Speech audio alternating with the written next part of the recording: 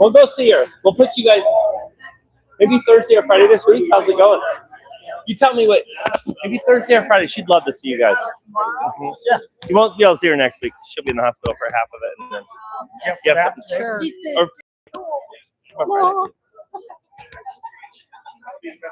Okay. Well, I'll text you guys. Okay. All right, are you ready? We ready to get going here? Yeah. Are you sure? Message received. Okay, let's keep going here. Jerry, you want to sit down? You gonna sit? Hello? Hey, do I need to turn something on? Probably the speaker. The light's not. I think you'd have this figured out by now. You would think. Good? I know, you've seen me on social media. All right, thanks for coming to the Sugar House Community Council tonight. It's a good crowd, so thanks for coming. We're just gonna get right to it. Mike, you ready? Yeah. Come on. So this is our treasurer. Yay. And I'd like to welcome back the Knickerbockers. They've been sorely missed. Okay, well, hopefully I'm better as a treasurer than an IT person. I gotta get these guys streaming. What? 1,000 times I should know. Okay, welcome everybody. I'll be brief. I always try to keep it brief. So May 6th, Treasury Report, logging on, looking at the finances. Our U.S. bank account today sits at $257.05. And then our PayPal, thanks to some generous donations as well as some of the income from the radio station, sits at $2,638. Thank you. 26 cents. So I just transferred all that from PayPal into the U.S. bank account today while I was checking on all this. So that's a total of $6,895.31 to cover our ongoing expenses. And then there's just been a couple, I won't go into detail, but there's, we changed where our newsletter and our web hosting and some of that's in transition. We made the transition. So some of the old fees are going away. And then we have, of course, the new fees. But anyway, the finances are looking good. And if anyone wants to catch me on the side or after the meeting for more detail, I'm happy to share. Questions? Thank you. Thank you, Landon. Well done. Well done, Mike. Mike, you want to come up? He's sitting in for Sarah Woosley tonight. Big shoes to fill. That's right. Yes, that's right. I'm here with Friends of Fairmount. My name is Mike Rubin, better known as spouse of Sarah Woolsey. And I'm here to talk about two events happening at Fairmount Park coming up. One is a scavenger hunt. So that scavenger hunt is going to be on May 30th. That's Saturday, May 30th, 10 a.m. to noon. So we're going to ask people to meet at the Aquatic Center before and after. So we'll have a whole panel of people that are going to be judging, and you get to either learn about the park or demonstrate your knowledge about the park. So there'll be a whole bunch of things that we're going to ask you to look for. And we'll have teams of 4. So show up with your friends or family, and we'll form teams of 4. There's no pre-registration or anything like that. So please just show up. And there'll be prizes. We've had donations for this event. So we'll have prizes for the top 3 teams as determined by our panel of experts. And there will be prizes from places like local businesses like Game Night Games and Sugar House Coffee and Millie's. So we'll have lots of good stuff. So please come and, again, bring your friends and family, learn about the park, take a walk around the park, and have a big adventure with us. And we're hoping to field teams of people from this group here. So I expect to see you all there, and we'll have a great time. Did I mention everything about that? Yes. So the other thing is Yappy Hour. I'm sure you'll hear more about this, but Yappy Hour is going to happen on Thursday, June 11th at 6 to 9 p.m. If you're not familiar with that, you'll probably hear more. This is a big event where people bring their dogs, and there's a whole lot of vendors, and the park rangers will be there. So there's a lot of cool stuff going on, food and beverages. And so, again, you'll probably hear more about this, I imagine, from the city. But again, Yappy Hour is a great annual event, and it's June 11th, Thursday, 6 to 9 p.m. at Fairmount. And I think that's it. All right. Thank you. Yeah, you did a great job. Detective, come on up. Yeah, not too much that's new lately, things that have rolled out. I know I have been hearing a lot about the kids on the e-bikes. There is some new state legislature that got rolled out on that. So you should start seeing some increasing enforcement on that. They look super awesome, but yeah, the kids right now are a little running wild on them. Other things you guys might just keep an eye out for down here. We are continuing that big cleanup of Parley's and putting a lot of pressure on that. So you might see some of the transients from up there, getting pushed down here. Just like to reiterate, we're super data heavy driven on this. So even if it's something you don't think merits like a phone call in that moment, there's that MySLC app now. Things that are concerning you, put on there, because every week they run those stats, they generate hotspots. Like when we deploy resources and where these squads go to check at night, all that stuff is driven by that data. So if you're not reporting it, it's not going to show up on there. So anything you guys see, like for example, we are seeing an uptick in Liberty Park right now overnight, probably partially due to some of those other factors. And especially as the summer continues, depending on how funding goes, there's the possibility at the end of June we are going to lose a couple of hundred of the beds at the shelters due to a funding expiration. That hasn't been set in stone yet, but again, same thing. If you start to see an influx, make sure you're on that app. Again, getting those numbers in so we know where we're going. Anything crop up lately you guys would like to see addressed, or any new issues? Yeah.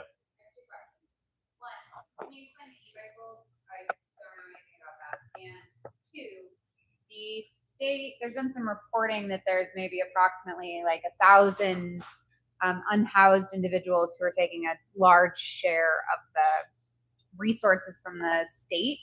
I'm curious how you guys are planning to address some of those just new facts and how you work with the community to address that. Okay, so the e-bikes, I don't have all the regs yet. That's brand new. There's something I can push out to them to put out in the newsletter. It's there's some new rules on like between juveniles. There's helmet requirements and supervision, things like that. I can put out in some bullet points that they can put out in the newsletter. As to the high utilizers, I know on our side they are running basically some top lists that are working their way down on that, called like Connect, and like our top 50 high users. I know I'm not sure about the 1,000 number. That's not the number I've heard, but I know it's a big number, and we're currently working our way down that top 50. A lot of that, most of what we do is kind of push them towards that stuff with the state, and then it goes from the county and the state from there.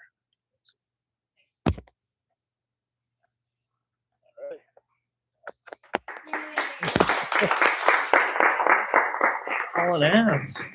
I-80 Parley's, you guys ready? Come on up. Derek, you got it? Okay. You guys want to introduce yourself? Yes, absolutely. I'm gonna put this here just so we have it. Hi, everyone. Thanks for having us. I am Sarah Kelly with Horrocks here representing UDOT for some construction project updates. And I'm Caitlin, also with Horrocks, here to also help Sarah with some updates on the projects. Awesome. We also have Jesse Vita here. He is a UDOT PM on one of the projects we're going to talk about today. So just a quick little agenda. We're going to go over some overviews for some projects, what to expect, talk about some ongoing communication and where you can get ongoing information. And then, of course, if any questions come up as we're going through the slides, we'll leave some time at the end. So for project overviews, UDOT is doing a lot of investment on I-80 and SR-224 coming up here. Starting this summer, there's going to be 6 construction projects, both in Salt Lake and Summit County. There's going to be 8 bridge location improvements, 49 miles of culvert rehabilitation, and 11 miles of fiber installation on I-80. Additionally, 22 miles of repaving along I-80 as well. Up on SR-224, we've got 3... louder. Okay. We've got 3 construction projects in Park City, 2 intersection improvements, and then 1 new BRT system going in. Super high level, this map will kind of showcase, we'll go back one more. Oh, we don't have a map. Okay, that's okay. We can go back to one. Let's go to the schedule. Okay, so high level schedule, like I mentioned, they'll be kicking off this summer. The first project that's going to be starting is the 2 I-80 paving jobs that are starting in the mouth of Parley's as early as May. We will be doing I-80 Jeremy Ranch bridge replacements starting later this summer, probably in June. We just got a contractor on board. And throughout the summer as well, we'll have the emery maintenance and some fiber installation going along as well. Okay, Caitlin, do you want to hit on what to expect for paving? You can take this. Yes, so we are doing some paving this summer, starting in our phase 1, which is from 2300 East to Stillman Bridge. We'll start construction as early as May 11th, so this coming Monday. It will be mostly night work over there, so we will have one lane open overnight while we're doing that work. We will be switching between eastbound and westbound, so it will change potentially nightly, but we will be switching between the two. We also won't allow oversized loads through that area during the paving time, so there will be a restriction in place for that. And then starting on May 26th, we'll start our second phase of paving up further from Mountain Dell area to Lambs Canyon, and that one will be day and night work as well. So that's what to expect for paving. Any questions on paving so far before? When was the second phase starting again? Sorry, when was the second phase? So the second phase starts on May 26th.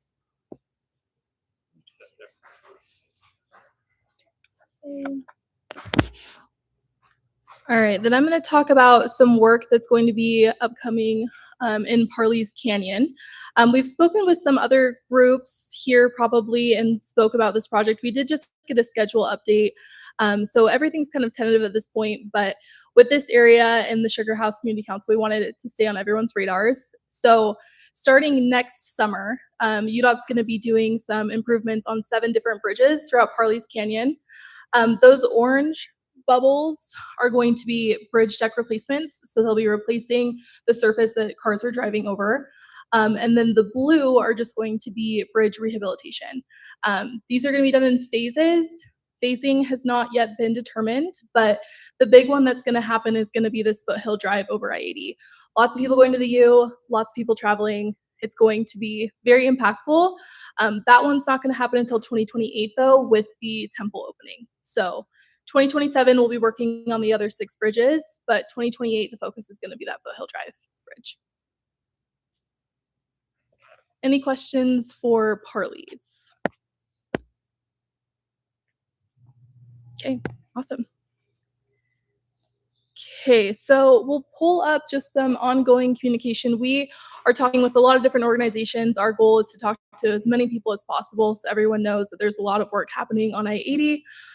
We will be sending out normal email updates to folks who are signed up, along with I-80 specific text message alerts for any sort of planned or unplanned impact that may happen.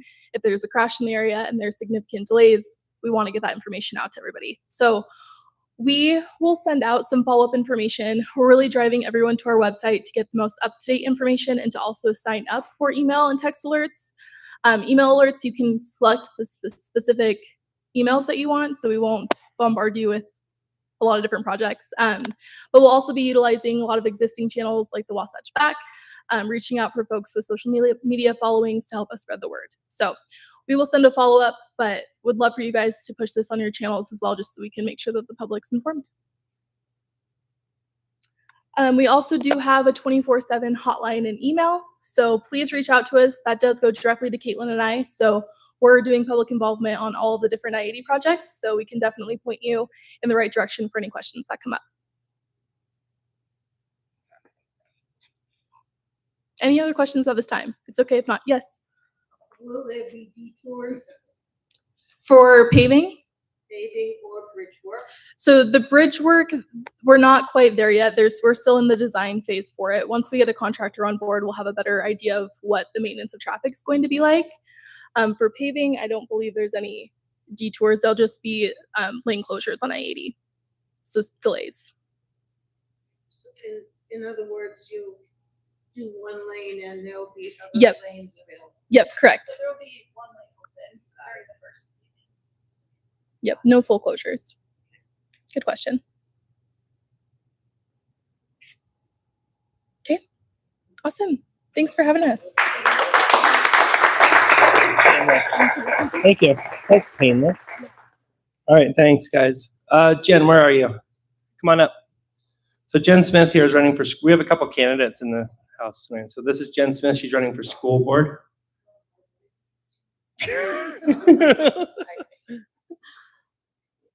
All right, I am new to this, so bear with me. This is my debut appearance. My name's Jennifer Smith. I'm running for Salt Lake City School Board in Precinct 6. The schools that I would cover are Uinta, Bonneville, Clayton, and Indian Hills. I'd also look forward to supporting Highland High and East, since there's not necessarily a high school in our precinct. The question everyone always asks is, why am I doing this? And the truth is that since I was little, I knew I wanted to make a really big impact. And through my work and through my life, I haven't been able to do that yet. And then I had my son, who's been running around here like a crazy person. Oh, he's over there. And my husband. I had my son, and I saw an opportunity to be a bigger part of his life and a part of this community. I love it here. I've lived here since 2010, and I'm just super excited to run. So I don't have a campaign yet. I'll be back when I have a website and I'm ready to go, and I look forward to everyone's support. That's it.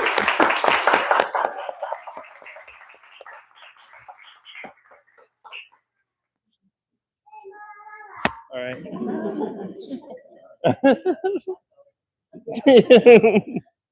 So Emily Potts owns Sugar House Coffee. Go ahead and stand up. She's a new delegate, right? And she invited Michael to come up and talk. So he's Congressional District 1 candidate. No, we're just saying hello. You're just blaming her for inviting me. So if you don't like me, it's Emily's fault. So thanks, Len. Hi, nice to meet y'all. My name's, it's like I'm drinking it. Okay. So it's not an age thing. It's just, people don't hold microphones regularly. My name is Michael Farrell. I am a candidate for CD1. I live on 19th East, 17th South, so local here. My wife and I, we've lived in Utah since May of 2022. She's a Holiday native. We met when I was in Texas, and on our second date, she told me that she wanted to move back to Utah. And I said, "You're very cute, so let's see how this goes." But I am a 37-year-old tax attorney. I have wanted to be in public service since I was 21, which is probably when a lot of people think about being a politician. But I was entering my senior year. Am I giving a stump speech? Sorry, I don't know. But yeah, I was entering my senior year of college. I was an economics major at UCLA. I didn't really know what I wanted to do with my life. And a couple weeks before my senior year started, my mom, who was a waitress, she got sick. And we took her to the hospital. She lost her job. She didn't have any money. And we left the hospital with a $150,000 bill and a terminal diagnosis. And she was given 6 months to live. So I essentially disenrolled for my senior year of college because I was like, I can finish college whenever. And so I spent the next 6 months, because they were right on the diagnosis, caring for her. And the whole time we were getting letters from the hospital asking for the money. And it went from 150 to 140. Last thing before she passed away was $120,000. And then they found out that she passed away, and they sent a settlement offer for $40, which I think was probably postage or something like that. And I'm 21. I'm just angry. I'm angry at the world. I don't know what to do, but I'm mad, and I don't know what I can do to change it. So I figure I'll become a lawyer. I'll figure out how the laws that we live under are made. And I've always liked numbers. I'm an econ major. I figure I'll be a tax attorney. It's probably one of the worst fields I could have chosen. It's overwhelmingly MAGA conservative folks. The number of tax attorneys who wish that we didn't have an IRS. And I'm like, guys, none of us would exist if there was no IRS. But I've always loved numbers and tax policy, and the way that you change the numbers, you move things around, you invest in affordable healthcare, you invest in affordable education. Like, that's not what we do in this country. We invest in tax cuts for the rich. We invest in corporations. We invest in private equity funds. I have friends and family ask me, how can I save money on my taxes, especially with tax stages coming? I said, can you become a corporation? Because it'll save a lot of money. But I've wanted to be in public service since I was 21. Like I said, I want to put the knowledge that I've learned from the past 12 years as a tax attorney to use, reversing the tax cuts that we've seen, the latest round in Trump's tax cuts, cutting Medicaid, so we get more tax cuts for rich people. I want to undo that, and I want to take that money and put it into, like I said, single payer healthcare. I mean, that's my guiding light from what happened to my mom is universal healthcare, but affordable education, affordable housing for folks. Not to pander to older folks here, but like exempting Social Security earnings from taxation. I didn't know until recently when I helped my grandmother-in-law file her tax returns that was subject to tax. That's insane. Like, we obviously should be taxing rich people and not Social Security earnings. But that's basically my pitch, my 30-second elevator pitch that I turned into 3 minutes. But that's me. I'm running for CD1. I'm local here, a couple blocks away. So lovely to meet all of you, and obviously, looking forward to getting to know you better, and would love to earn your support. So thank you all very much. Yeah. Bill, you ready? Bill, let's go. So Bill Knowles is going to go first, and then let's hear about the Zions Bank project. I know. No. Well, good evening. First thing I'll say is this has gone from 1 page to 2 pages. Next time, 3. Yeah, we're getting there. All right, so I'll try to run through this quickly enough. We have at the top of the list, as any of you have read the report I sent out in the newsletter, remains the oldest project, if not in the country, at least in the state. Well, no, I wouldn't even go that far. The Temple gets that. But right now, Monterre is about 2 months, not the end of May, as has been projected in many projections have been made over the 4 years it's been going on. But this time it has to happen because it's now student housing, and students have to be going to move in there to go to school, right? So that's what we're all downtown going, they gotta make by July. It's gotta happen, no matter what. May's not gonna work, which they promised here recently. But we expect by July, you'll have the Monterre open. And that's a big thing for us because it takes a lot of clutter, a lot of extra stuff off the neighborhood because we're filling it back in with more clutter again. To the next subject, we've got the Irma at Fairmont Heights. It's called Irma at Fairmont Heights, is that? Okay. And you'll have to tell me how that happened, the Irma part. I know. Named after a woman. Well, yeah. Who has a historical tie to our community, and it's an honor of her to have affordable senior housing. Well, no one's told me that. Thank you. All right. Well, now I'll even give that more respect, as it should be. But anyway, that project is breaking ground in about 2 weeks. As you know, the site's been prepped for some time.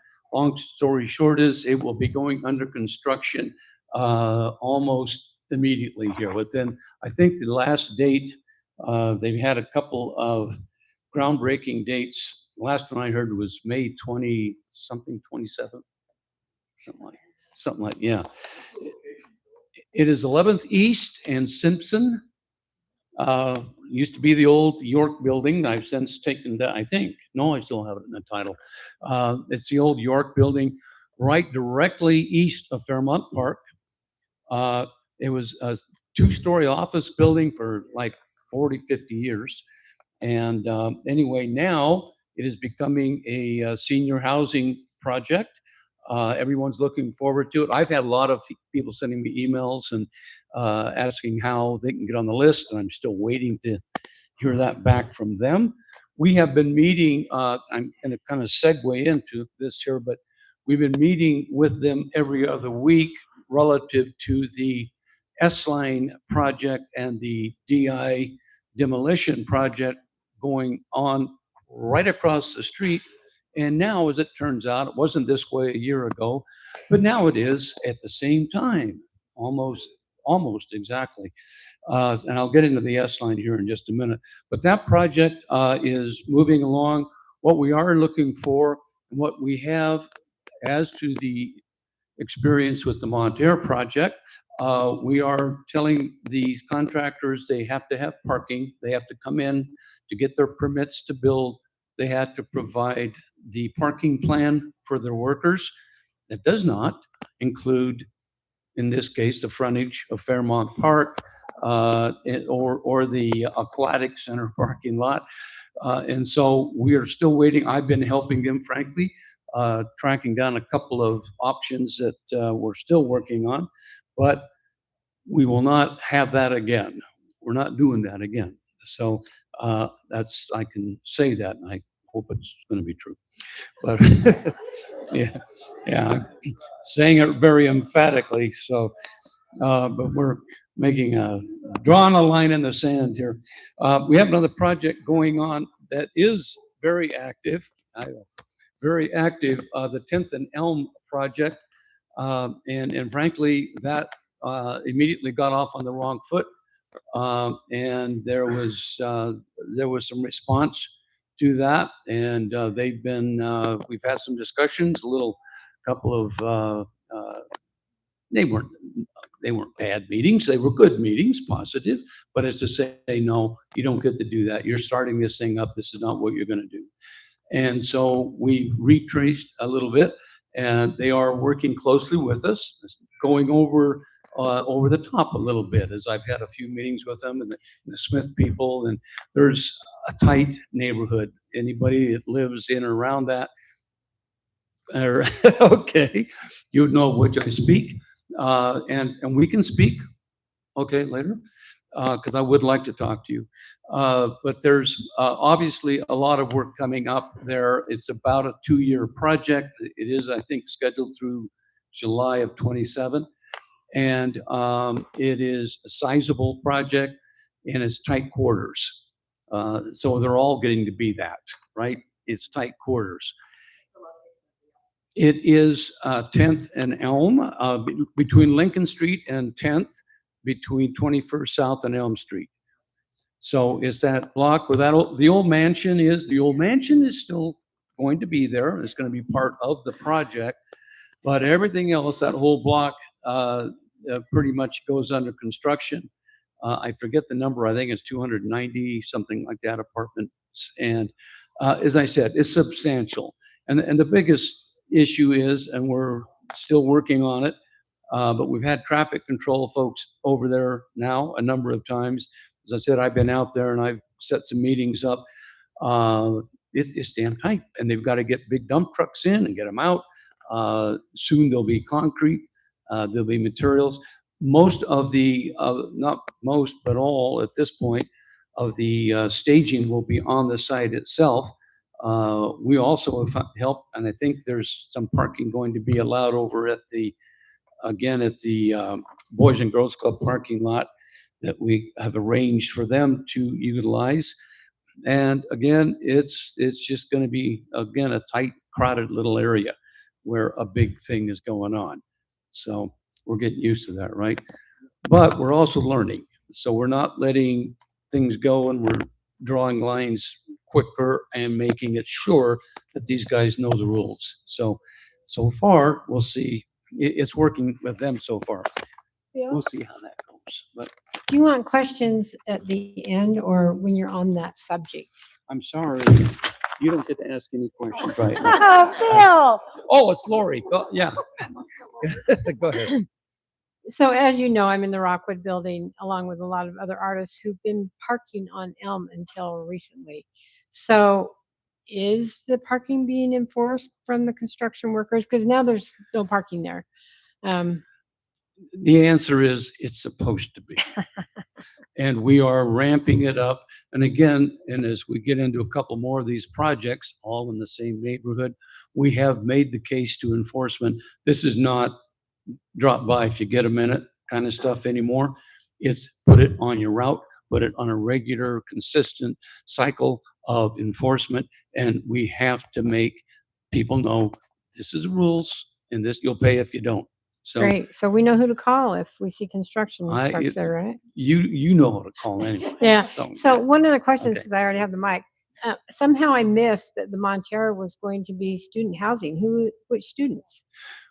well, the U bought the Monterre, and it turns out very quickly, without dragging this on, I'll get the hook here in a minute, is that the company that Kane Anderson is an investment firm out of Florida, and they actually have done now a number of student housing.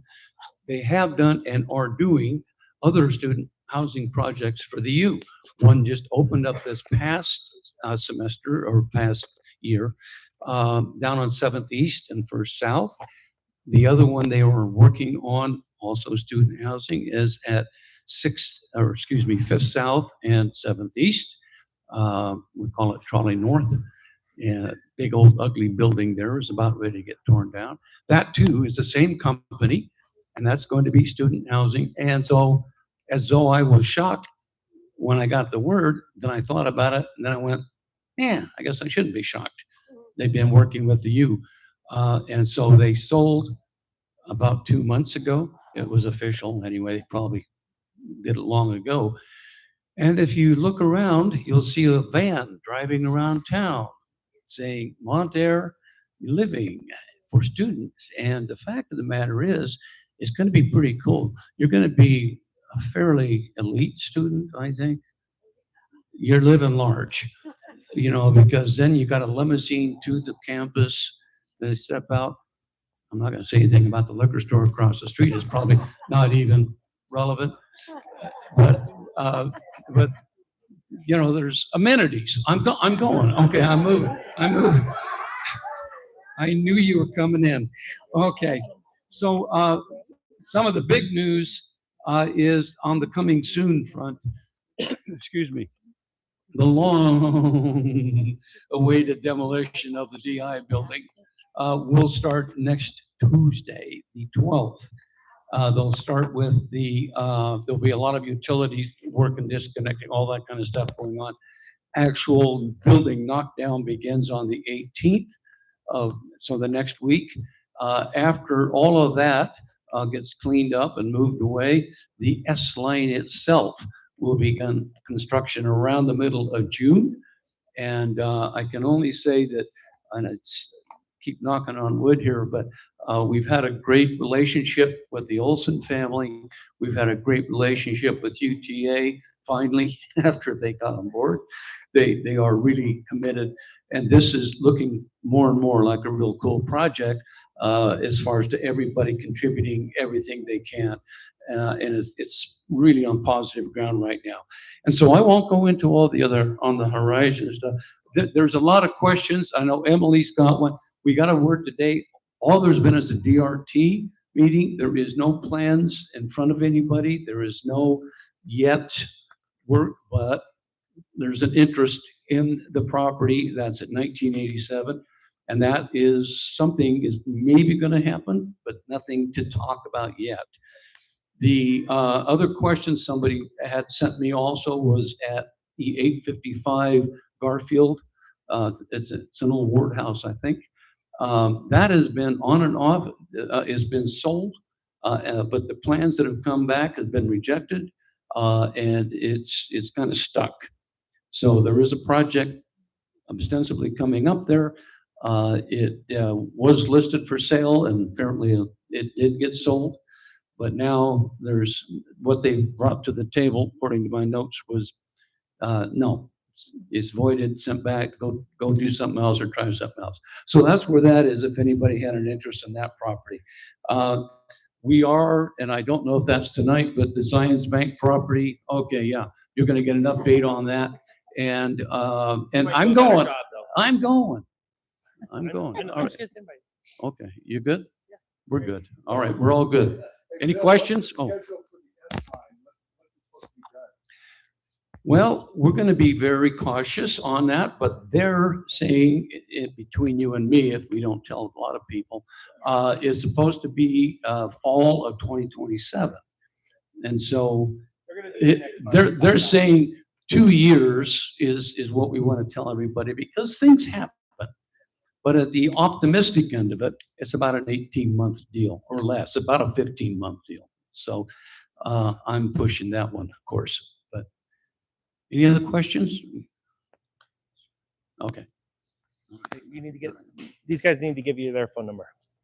Back row back there. Raise your hand, please. Those two right there. Thank you, Bill. Bill, thanks as always. Well done. All right, Max, come on up. All right, so we're gonna see the Zion. They're nice enough to come and present this new project to us. With the new zoning rules that were passed, this is by zoning. They're gonna talk about the affordability component of this, but so we're gonna be polite. I think the project's pretty cool, but it's an excitement for the neighborhood. Hi, everyone. Oh, was that like a, oh, nice, cool. My name's Max Muller. With me tonight is Kaz Martin, my architect, and I am with the Gardner Group. Gardner has been doing real estate development here in Salt Lake for the last 50 years. If you know Kem Gardner, he's the patriarch of the family. And tonight we're going to present our Sugar House project to you all that we've been working on with Zions Bank. And just so a little backstory, and then I'll hand it over to Kaz. The bank approached us a number of years ago and said, hey, would you like to redevelop this site? How it's structured is the bank would have a ground lease. We'd have to put in a bank branch for them, and we could build above it. And up until recently, it was a bit of a tight site. And as we went through a city rezone process, or a zoning consolidation, I should say, it started to make a little bit more sense. And so we've been looking at it recently. We recently submitted for PD and DR, plan development and design review. It is within zoning. We do have to meet a few requirements to get the height that we're asking for, one of which is affordable. And we have, there is a traditional affordable system that the city requires. We're putting forth an alternate proposal that we're really excited to talk about. We'll get to it later, but just some quick facts. It is 191 units. It's going to be mixed use though. So part of it is short-term rental, so a hospitality component. One thing we noticed is Sugar House is sort of lacking. There's not a lot of hotel options and at the base of Parley's, and we're really kind of looking at more professional users, so people who work at the university building there, and people who work in the area. That would kind of be our target audience. And then the other 75% of the building would be long-term renters. In addition, we want to do a couple restaurants. So we'd love to do a rooftop restaurant. We've just started the search for a user for that. On what will be the future Parley's Trail. We want to do a coffee shop or a bagel shop for people riding their bikes or taking the Trax line.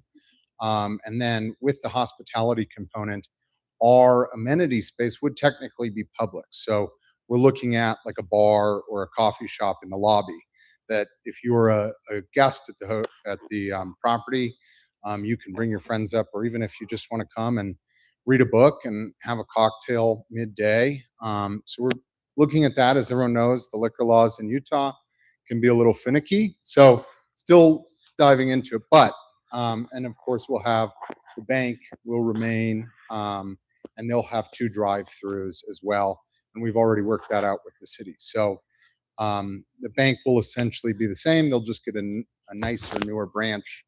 And the question will come up, but the bank is going to find a location near the site during construction. So you don't have to worry. You're not going to, the bank isn't going to shut down for an extended period of time. There will be a site nearby. They're going to lease a satellite location. So I know it's going to come up. All that being said, there's a lot to talk about, but I want to hand it over to Kaz. He's with Engine 8.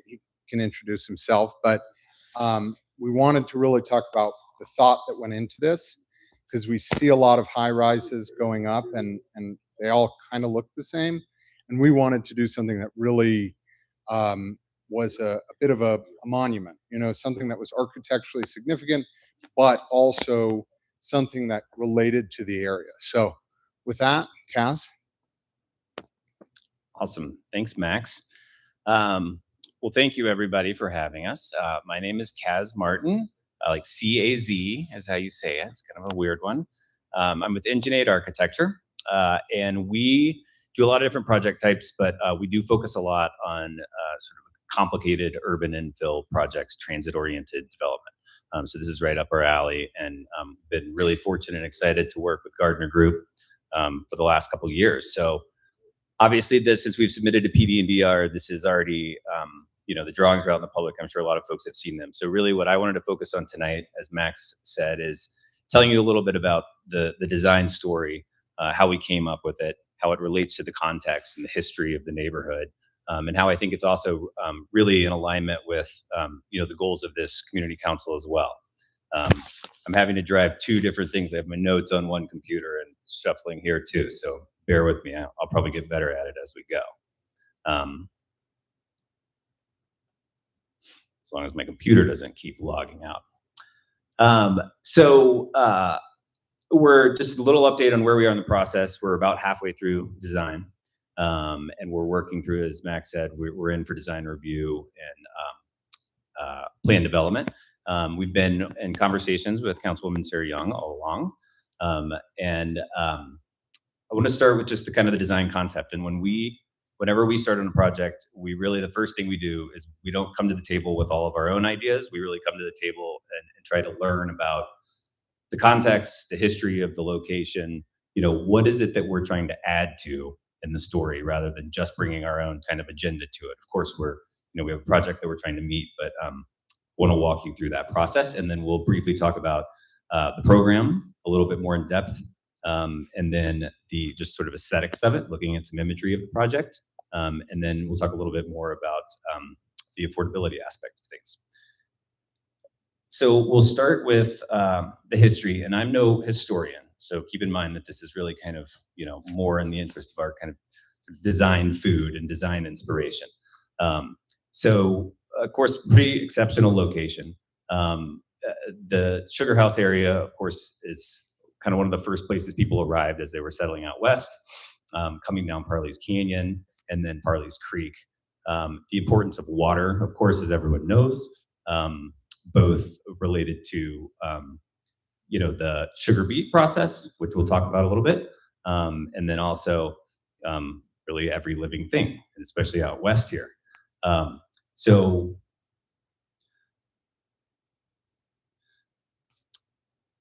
I think, as you guys know, they started with trying to grow sugar beets out here. That was not the most successful process, but it's of course the namesake of the neighborhood.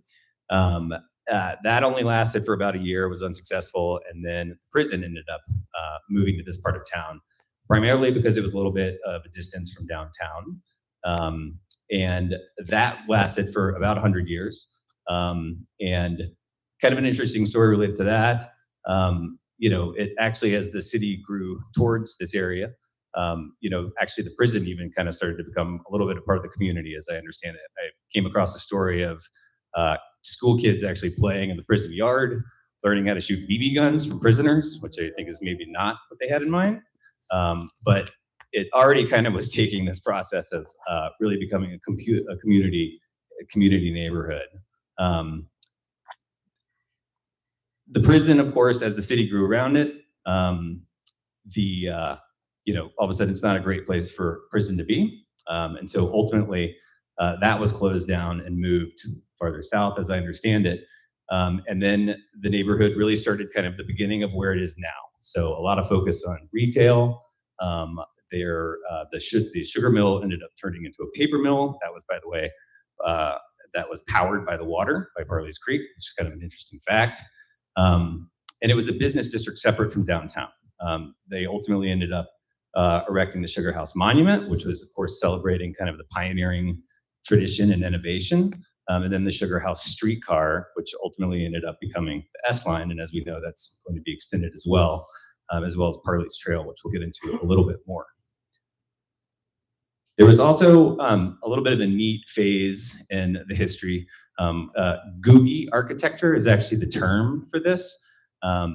It's, we're always looking at kind of cool referential things to tie back to. And so when we come across something like this as an architect, we get pretty excited about it.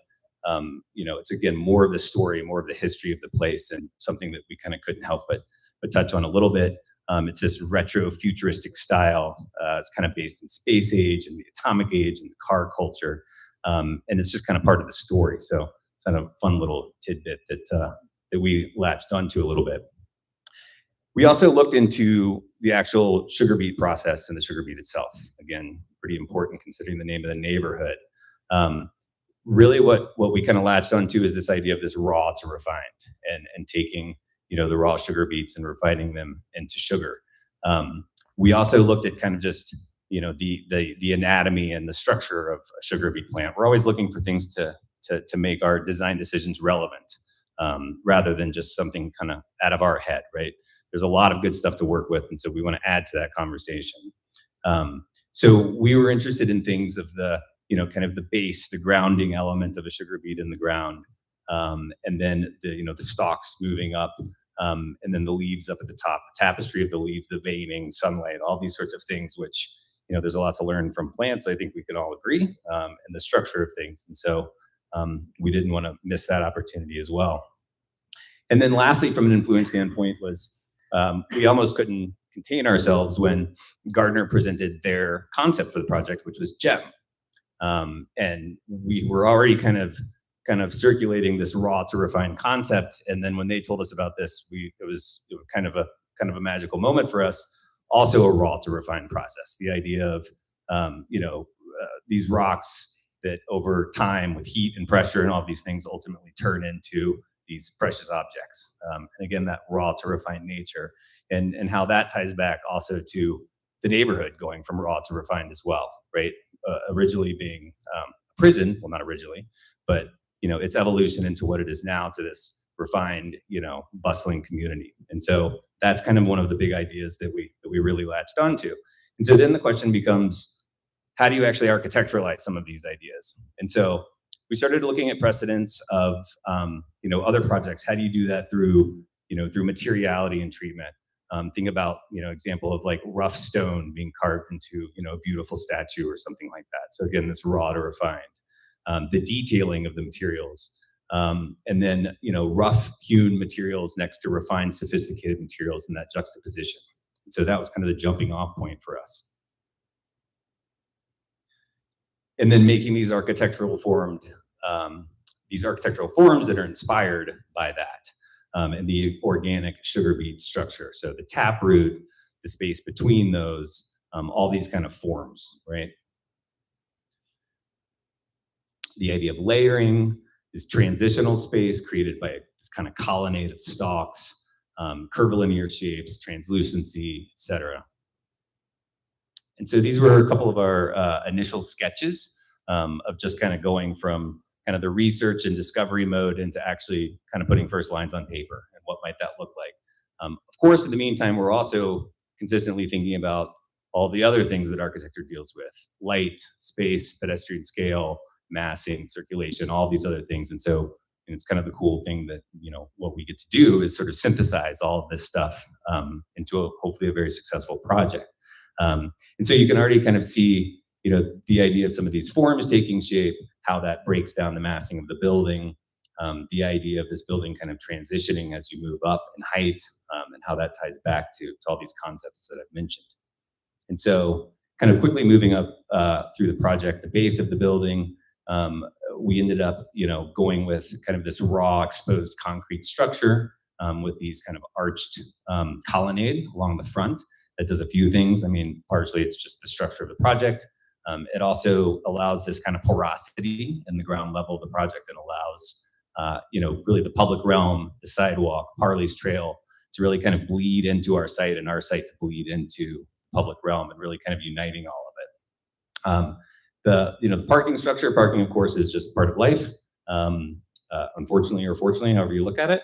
But how to deal with that. And we came up with this screening approach, which we'll get into a little bit more. It's just going to show up sort of this translucent scrim here until we get to some sketches that we're working through right now. But again, carrying that from the sort of taproot form of the columns at the base of the building up through this kind of translucent scrim to screen the parking. Moving up the building, we get to sort of the secondary base, which is almost kind of a reset of the ground level. And as Max already mentioned, there's going to be a pretty robust common amenity area. It's at this, what's level 5 in our project. And that's kind of like a second ground plane to the project. This area was about a lot of transparency, bringing in a lot of natural light.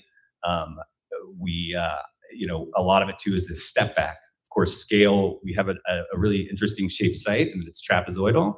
And so it kind of lends itself to really breaking down the building naturally anyway, so that from, you know, the street and from the right of way, you kind of are presented with the project in different ways depending on how close you are to it. It's very transparent. We had this cool idea of these sloping columns that both have a little bit of a structural component, but also kind of create this transition zone and this kind of porch onto the level 5 amenity deck.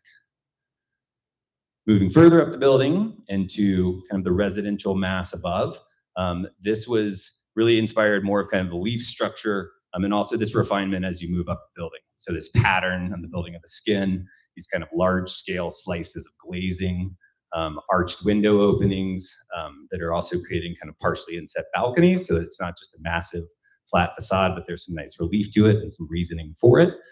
Some repetition, but also a lot of diversity, which I think is very prevalent in nature in general. And then the top of the building, stepping back again, a lot of transparency, kind of this translucent scrim across the top with this arch motif again, but in a much more kind of refined, sophisticated way than the way we did it at the bottom, a little bit more delicate. And that also offers these really nice outdoor terraces and also creates kind of a focal point for the building from a distance, as well as really nice outdoor dining. Max already mentioned the potential of a rooftop restaurant, which we're really excited about. So some really cool opportunity there. This is a view of the building from the south. We also have some additional step back requirements for this project. And so this portion of the building, actually, the parking only goes up 4 levels. So there's additional kind of scale and breaking down of the massing facing the pedestrian trail, which I think is a good thing, considering that. This is the north face of the building. And again, carrying this kind of veining and these larger arched windows around the whole project. Because this is, you know, currently a little taller than other surrounding buildings, we really thought about what this thing looks like from all sides. There's not really a back to it. As you kind of move around the neighborhood, you know, you'll have different views of this in different locations. And so we really wanted to focus on kind of not leaving any of the elevations behind, so to speak. The west elevation of the project, where you can also see the courtyard that's breaking down the massing more, getting us kind of more perimeter light to create better living spaces, better units up above. And then some 3D views of the project. This is a really great slide, but I realize I'm not, I can't, oh, look at that. Okay. A little easier to look at this in kind of a dollhouse format. Now talking a little bit more about the program, we're looking at the ground level. We've kind of cut through. We're kind of looking down on the ground level. You know, I think one of the first things you'll see is that there's really this sort of circulation space around the core of the building. As everybody knows, the Zions Bank, like Max spoke about, is in some ways going to live exactly where it lives right now in the new project. And the drive-through really had a big influence on how we laid out the entire project. It will operate in a very similar fashion to how it works now, with similar access in and out of the site. And go to a regular floor plan here. We've also tried to do our best to kind of create a really safe and inviting ground floor. And this, we're really seeing it more as a kind of a porte cochere, if you guys are familiar with that term, kind of a mixed modal area down below. So, you know, pedestrians feel very comfortable. The lighting is very good.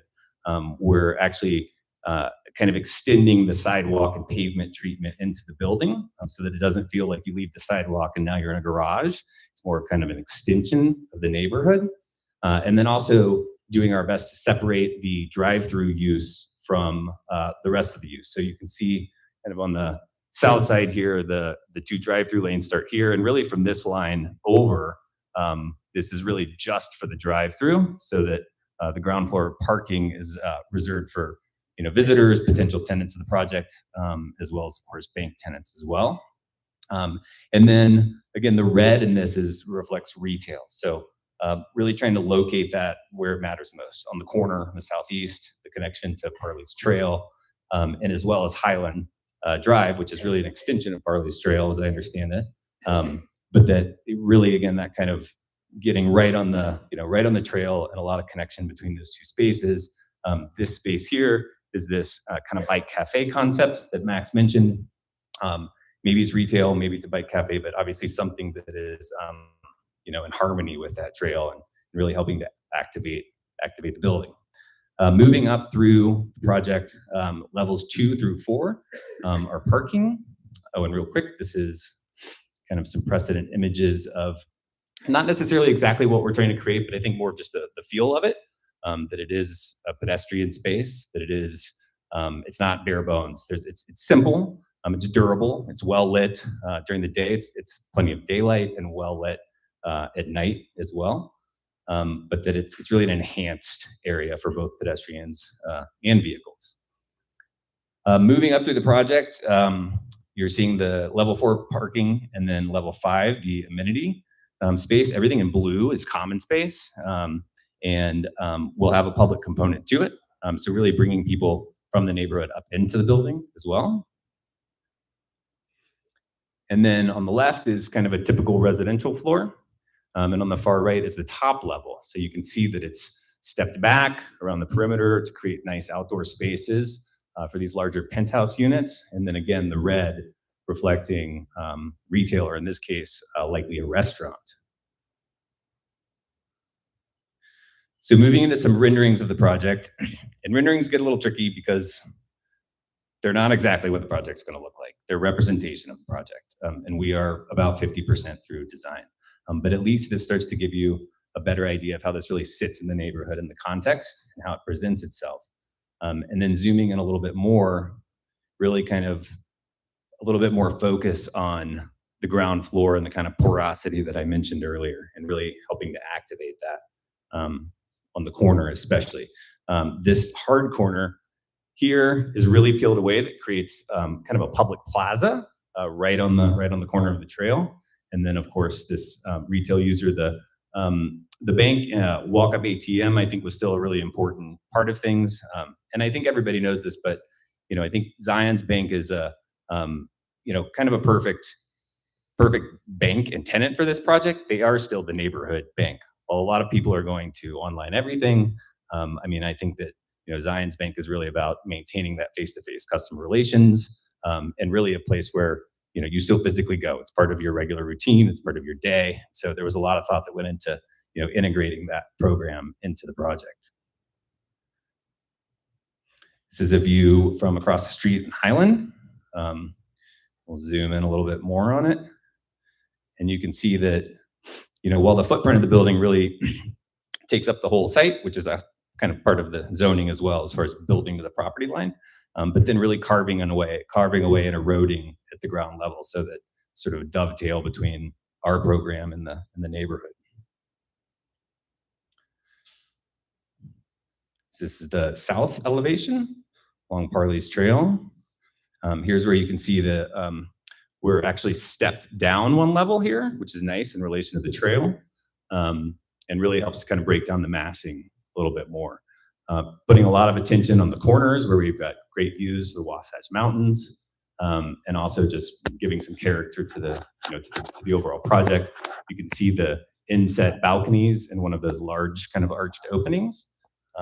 So really, we're not just trying to put balconies everywhere. Everything's pretty intentional, and trying to create kind of a diversity in experiences.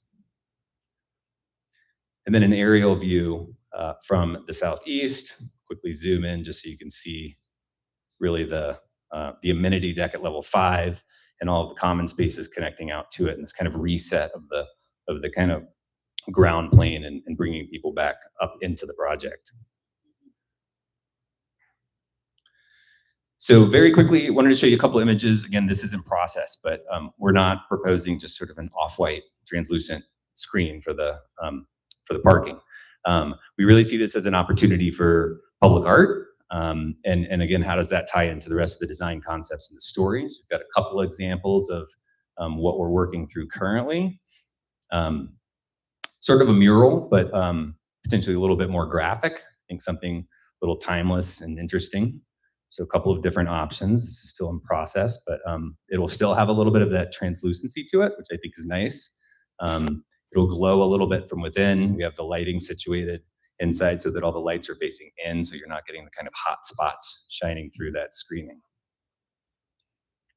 And then just very quickly, we wanted to touch on the RDA site to the south and affordability. We took a look at this with Gardner a few years ago. And really, I think it's just kind of demonstrating the way we've seen the design approach to this site all along, and that it's really more of a look at the whole context of the neighborhood, not just our project. But again, the idea here, while the massing and design of our site has changed a little bit, really the overall concepts are still there, with a focus on creating a little bit of a Main Street aspect to Harley's Trail. A couple of views looking down Parley's Trail and that space that's created, which would still happen with our project, kind of regardless of what happens to the south of us. And also, I think a nice kind of diversity in scale, kind of a mix between potentially townhomes, lower rise project, and really kind of the collection of all these really blending into the neighborhood and strengthening everything.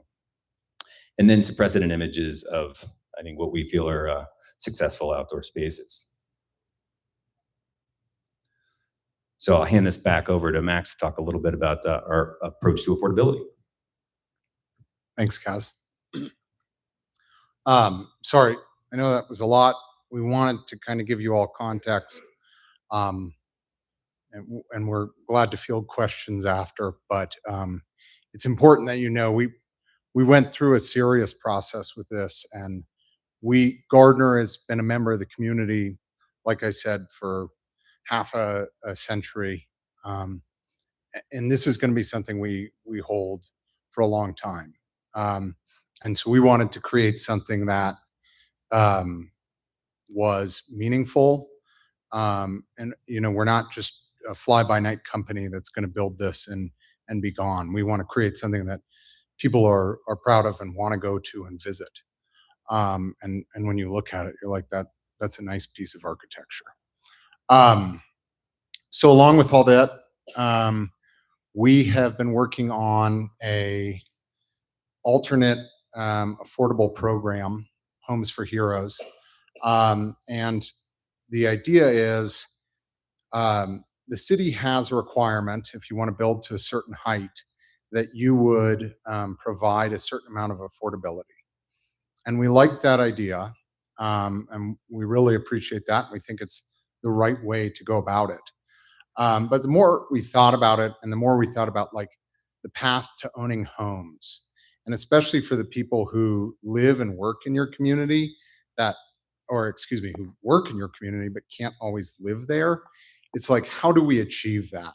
And when you think about first responders, firemen, police officers, or people like teachers especially, we know, and well, we'll get to it on the next slide, but we know, speaking with a number of those, like the fire department, they'll get new employees who work in Sugar House but live in, you know, Farmington or Ogden, and they have to commute in every day. And so what we wanted to do is take that and approach it and say, how can we actually use affordability to provide a path to long-term housing? And so our proposal is fairly simple. We would provide 5 units every year, rent-free for a full year for recipients from those different departments.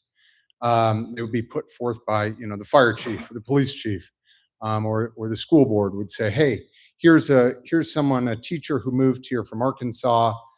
She wanted to be back near family, but she can't afford to live in this neighborhood. And our hope is, hey, you get a year free, you can save that money up, and then you can go and buy a home. And that's really like the aim of this program. And so again, this is something Gardner wants to do. It hasn't been approved by the city. We've got to go through a process to do that. But we think it could be a really interesting tool to use, not just here, but in other locations throughout the city. And we're really excited about it. And I think that last bullet point is kind of big. Like, it's funded by us. We want to do this, and we see it as like a really cool opportunity to make a difference. So we had Jane from my team is in the back there. She called up a number of different departments, and I just think it was interesting to hear, like some of the stats that we heard about, like how many employees they had on different departments, and like how few of them lived in the neighborhood. And that's obviously an issue. So it's something we hope that with this proposal, we can kind of start to mitigate. And it plays in part too with the RDA site to the south. It's our hope. We'd love to do some affordable housing. We actually have my coworker Chris Osmondson here with us, and we just hired him on. He's an expert in affordable housing, and so it's our hope that we'll, when that RFP comes out for the RDA site, that we can redevelop that. It's not guaranteed, but we like the idea of like a village where there's different levels of affordability and different options, so you can really make like a quiver for the city to use to deal with housing and affordability. So that's kind of our hope. And one other thing, obviously you got a bank in the bottom, so I called him up and I'm like, hey, look, guys, we want to do something to help people afford homes. Could you work with us on this? And oddly enough, they do a lot already. And so we talked about like it's still in the nascent stages, but like I said, if you come and live here, you get the opportunity to do it, and you get that year free. Maybe you start a Zions Bank checking account, and if you do that, you save X amount every month. Then they'll go and buy down a loan for a couple years for you, right? Like something like that. So we're working through that, but we want to find partnerships to where it's like, it's not just lip service from us. Like, we're actually trying to get people into homes. And so we're pretty excited about it. We're working through that with Councilwoman Young. And so, yeah, that's kind of everything. We really appreciate you all coming out, letting us talk about this. It's something we're excited. Timeline is another big question. Right now, we probably won't break ground until early next year. So February is what we're working towards. There's some issues that we're still working through with utilities and so on. That wasn't wood. That didn't work. Stupid. Oh. Thank you. Oh, now I got the mic to work. So we are still working through some things, mostly utilities. But that's our goal. We know construction fatigue is real. We're working with a local contractor, Zwick. Darren Zwick lives in the neighborhood. So we're very cognizant of it, and we want to be as cautious and open and transparent with you all as possible. As we get closer to starting construction, we'll have a website. We're happy to come back to these meetings to let you know what we're going to do. And so we've got a lot to work through. We're going to work with Bill, and we got connected with him today. So yeah, that's our project. So thank you. I guess How many units? yeah, sure. So 191 units. 191. Yes. How high? How high? 16 stories, 185 feet. 16 stories. And what stories of parking? There are four Four stories. stories. Yeah. So there are 1-to-1 for the long-term rental, and then for the short term, and we're working with a group who does that across the country. It's fewer, but that's because like most people will come and take an Uber. We're looking at like, potentially like a Turo is a rental car thing, and they can have a car in our garage. And so say you're renting there for a week or whatever, you don't even need to go to Hertz. You can just rent a car from the basement. So we thought, understand parking is very serious. The zoning doesn't require, but like to get a deal working and that we know that the market, people have cars. And like Kaz said, as much as you sometimes don't wish it was a reality, we need to have parking. So there will be ample parking. Yeah. Yes, sir.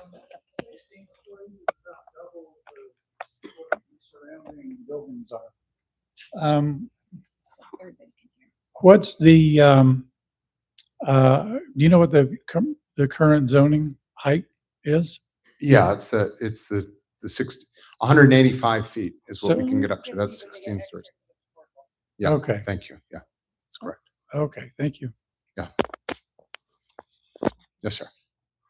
And one of these might be a question for Zion's, but you said if approved by the city for the rent-free units, is that just like the standard process, or is there any? So, issue? good question. Thanks. So right now there's a framework for affordability, and our proposal is not part of that framework. So we have to go to the city, do a text amendment. We've talked with Councilwoman Young about doing that. And so our hope would be is like, here's our proposal. It can be a part of affordable incentives in the future. And so other people can use it. So it's not like we have to go and it's just simply not a codified. It's not the standards. Right? Yeah, Okay, exactly. got it. And then and again, this might be a question for Zion, so apologies. No. But on the mortgage assistance, do you know if they're considering at all like 0% down or lower percent down that folks can get for like doctors or things like that? Yeah. Some of these folks. Yeah, I appreciate it. It's again still in like the nascent stages. So we had talked about like a mortgage rate buy down or something, but we're working through that. But they loved the idea and they were really committed to finding out some sort of solution. So awesome. Thank you. Thank you.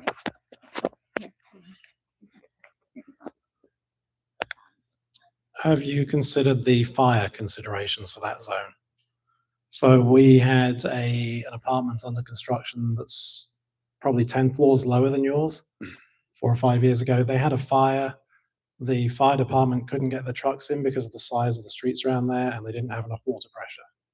If you're going to go up to 16 floors and we can't get ladder trucks into those streets and there's not enough water pressure, what's your answer to that?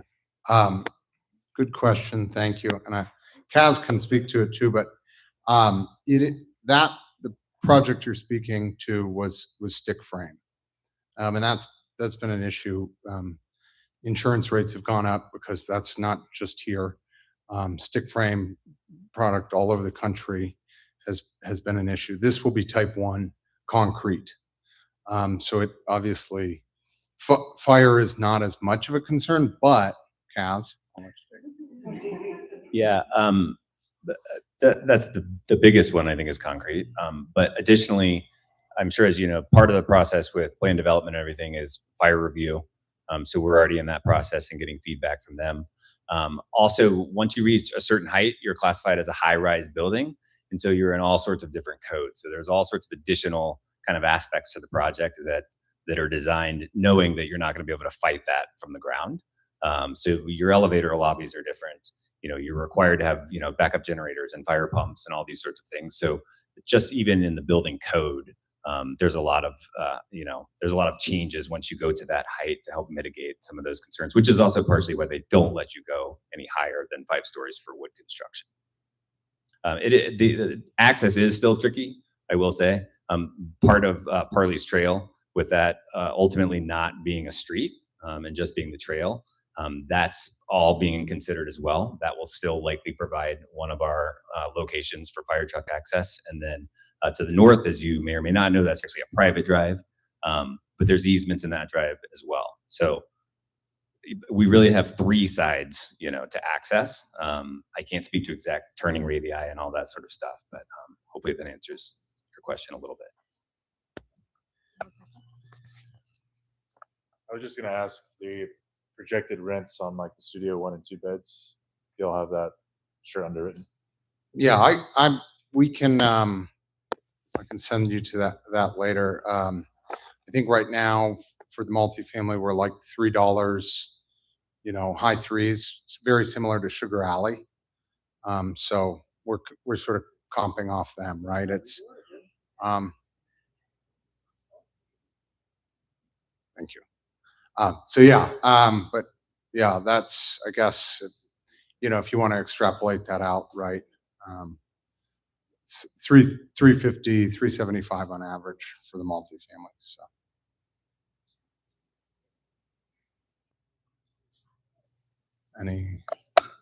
Okay. Well, with that, I think we're well over our time, but thank you all so much. Again, my name is Max Muller. I'm with the Gardner Group. Landon has my contact information. So any thoughts, concerns, personal problems, happy to talk to you. You're welcome. Thanks for coming, guys. Sarah, you ready? You want to follow that up? Hannah, you want to go? All right. And we also have public utilities here with Hannah tonight. Jesse, come on up. Jesse with you? Yes. Hi, guys. Jesse's just here to keep me honest. I'm talking about everyone's favorite topic tonight, the budget. And I will say one thing. Being at the first of the month, you're my first meeting talking about this. And this is a lot of information to synthesize, hot off the press. Come to my community council at the end of the month. I'll be so much better at this. I also want to emphasize the word proposed. Last night, the mayor gave her budget speech to the city council, which means the budget is officially in their hands to start receiving feedback from you all to hear about tweaks that you would like to see made. So I will jump in. Hopefully a good number of you were here last month when I gave kind of a budget 101 presentation, just talking about how the city budget works. As a refresher, we have a couple of different types of fund in the city. We have our general fund, which is what pays for our day-to-day operations, our staff. And then we also have enterprise funds. You'll see that the airport and public utilities are a big chunk of our overall city budget, about half. And a key thing is that enterprise funds operate essentially like private businesses. They do not receive any of their revenue from taxes. All of their revenue comes from the fees that they gather, which they then directly use to pay for the services they provide. I'll jump in quickly here to our proposed fiscal year 2027 budget. Looking at just about over a 1.5% increase compared to last year. You'll see that some of our biggest pieces of the pie here, when we look at breakdown by department, are public safety. We have our police department at 28% of the general fund, fire at 12% of the general fund, and then we have our 911 and justice courts, about 2% of the general fund. And this budget really focuses on investing in public safety and our ongoing city services that we know impact you all day to day, and looking at some strategic cuts, specifically in response to the rising costs of doing business as a city. And this budget specifically proposes changes to the city's portion of property taxes, our waste and recycling rates, and our public utility rates. So this is just a quick example of some of the effects of inflation that the city is feeling. I know I don't even have to talk about this because we are all feeling this, right? At the grocery store, on our healthcare. Those of you who are businesses, I know we're all feeling this in different ways.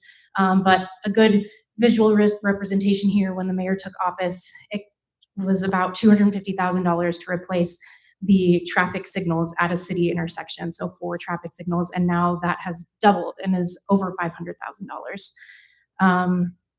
But knowing that you all are facing these inflationary costs just like we are, knowing also that a property tax change was definitely in the cards for the city budget this year, the mayor wanted to make sure that we took as much time and put as much energy as we could into making strategic cuts, because we don't want to pass on costs to you all that we don't have to. And so this is an example of some of the savings that we were able to implement as a city, which came out to a total of just over $13 million.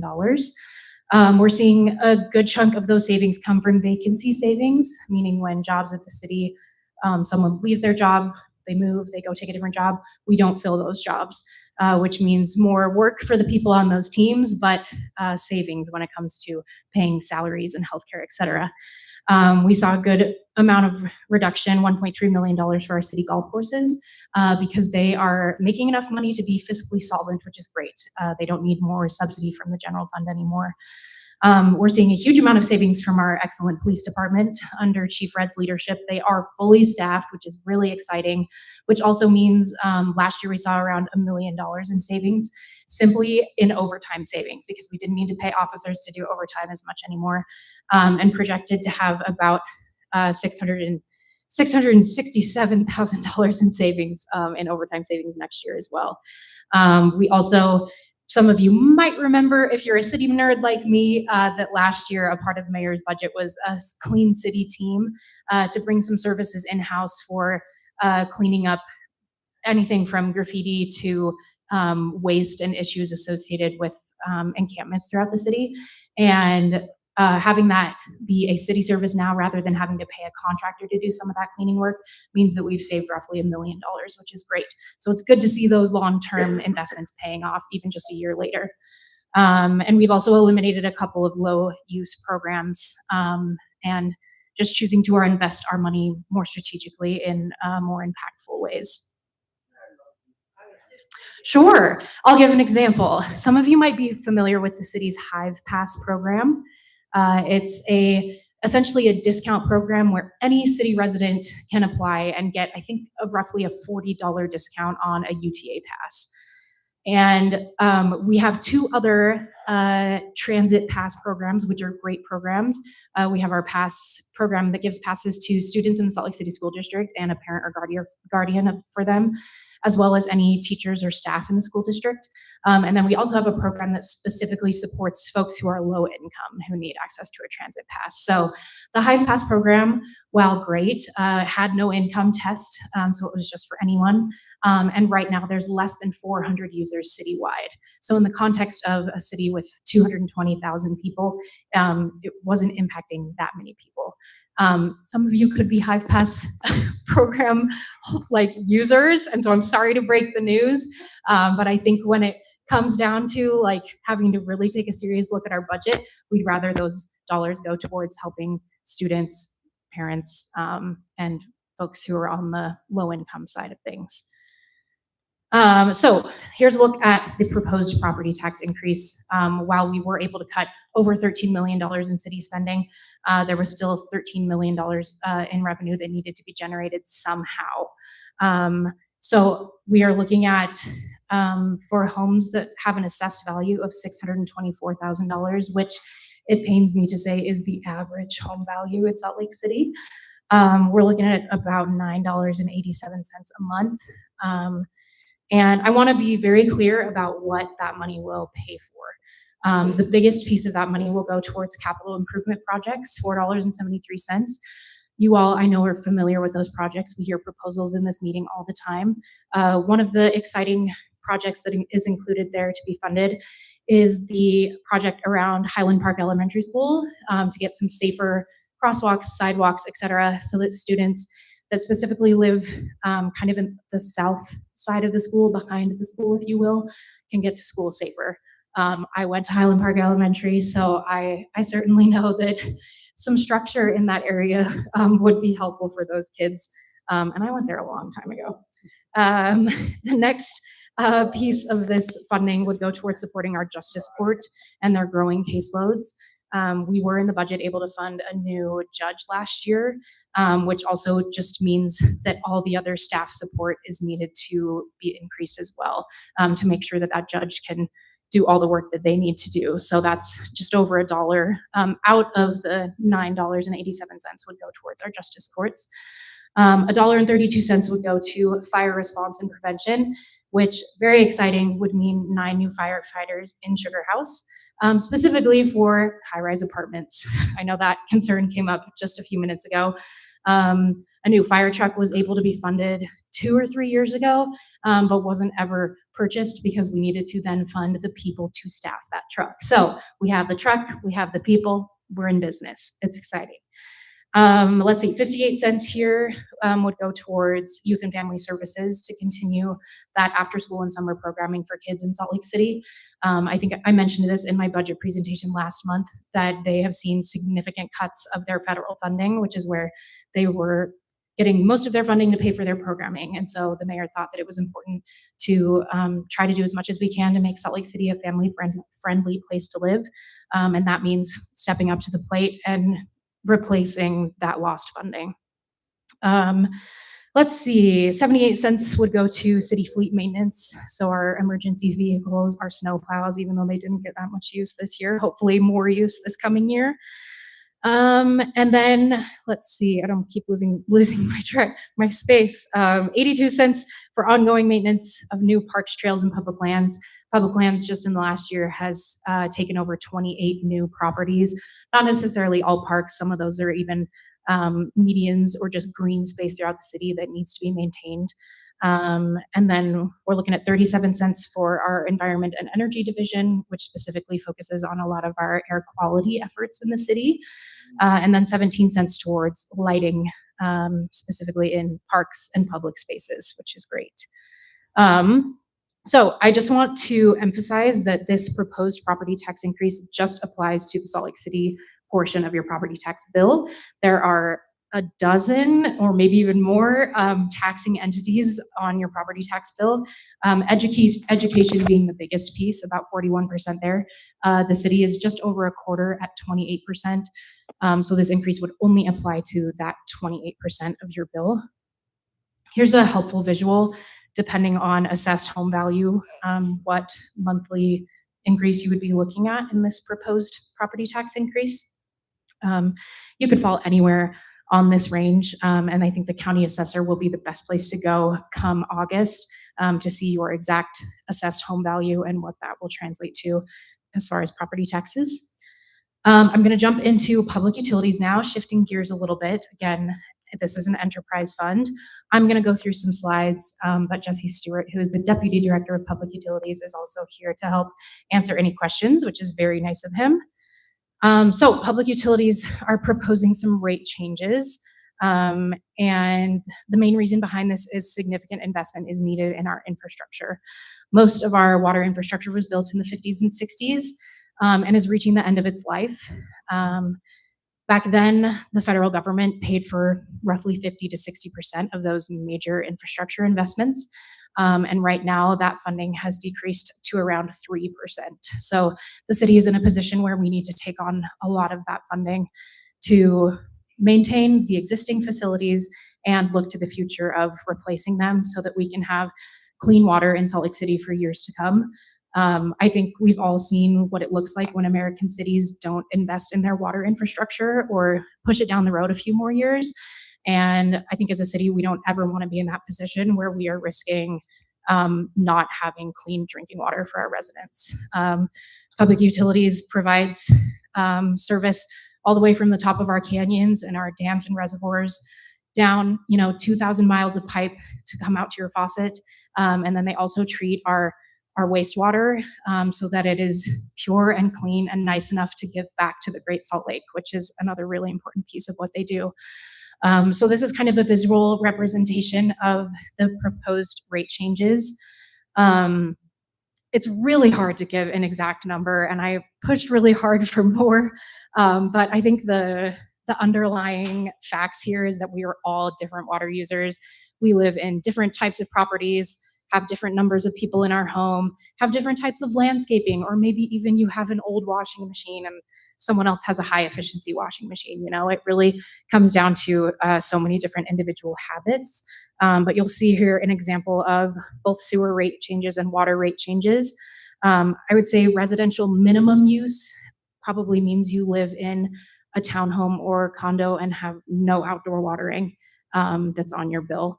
And then obviously can go up from there depending on the size of your lot, the type of grass or xeriscaping that you have, et cetera, et cetera. So I know there's going to be a lot of questions about this, about what this means for you. This QR code will take you to Public Utilities website, and they have developed a rate calculator. So you can plug in all the specifics about mostly information that's on your current bill, from the size of your meter to how many people are in your home, that can help get you a better estimate of what these changes would look like on your bill. Have also included Public Utilities phone number and email address here for any specific questions, but of course, Jesse's here too. I'll wait for a minute just so everyone has a chance to take a picture of this. But I do have some physical resources as well with the QR code and links to everything here. Okay, one more picture. I don't know why I'm smiling. You're not taking a picture of me. Okay. Okay. Oh, okay. Okay. One last piece here. I know this is a really long slideshow. Wanted to share some conservation resources because while some of those fees on your utility bill are fixed, some of it is directly tied to how much water you use. So the city has a lot of great resources. We are actually providing free water checks from now through the summer to have someone see if your irrigation or sprinkler system could be more efficient. And if you're watering too much for the type of landscaping that you have, we have rain barrels that you can purchase. We have drought tolerant grass seed that you can purchase, a lot of different resources. Stephanie Dewar is a wealth of information, and I know she'd be happy to hear from any of you and answer any questions. This QR code will take you to our water conservation page with all of the many resources. One last proposed increase here, Public Utilities for their stormwater and street lighting. Those are more or less fixed fees, and so they're looking at an average of $1.75 per month for stormwater, and then $2.60 per month for street lighting. And then waste and recycling, which is its own little enterprise fund, is proposing a increase of $3.29 per month for customers, which with 96-gallon garbage cans, which is the standard garbage can that you're thinking of in your mind that most of us have. Within that fee, it includes your recycling bin, your brown composting bin, your call to haul pickups twice a year, holiday tree disposal. You can even request additional brown bins in the fall for leaves. So that all falls under that $3.29 or 29-cent increase, not 29%. So we're almost done here. This is the timeline, which you might recognize from my presentation last month. We are officially right here. The mayor has presented her budget, and it has now been handed over to council for review. Two important dates that I want you to keep in mind are the public hearings, one on May 19th and one on June 2nd. Those are both Tuesdays at 7 p.m., third floor of the city and county building. And we will actually have open houses essentially for an hour before those meetings. So starting at 6 p.m., just out in the hall. I'll probably be there. Someone from Public Utilities will be there, people from finance, just to answer any questions and kind of get a bit more in the weeds on anyone who has budget concerns or questions. And then a last important date to keep in mind is the Truth in Taxation hearing on August 11th. That is required by the state anytime a city wants to make adjustments to property tax rates. So the city budget will technically not be fully adopted until after that Truth in Taxation hearing. And more specifically, any of that proposed revenue from that property tax increase would not be, we couldn't touch it, we couldn't use it until after the Truth in Taxation process is complete. So last thing, here's a QR code that'll take you to our very comprehensive budget page with all things from public utilities to property taxes. I have little business cards with these QR codes on them. I have a stack of them over here on the shelf if anyone wants one of these just to keep handy.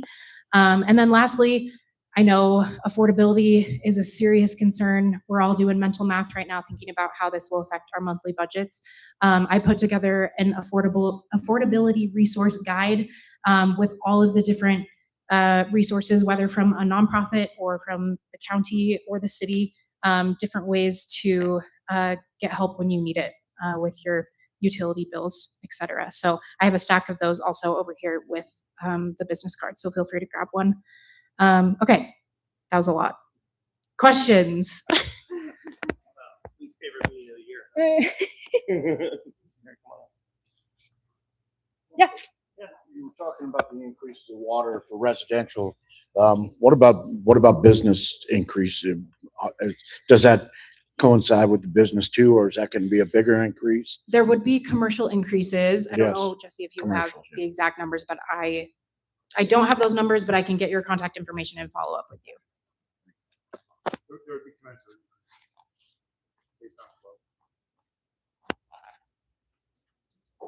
I know you guys have more questions. Yes.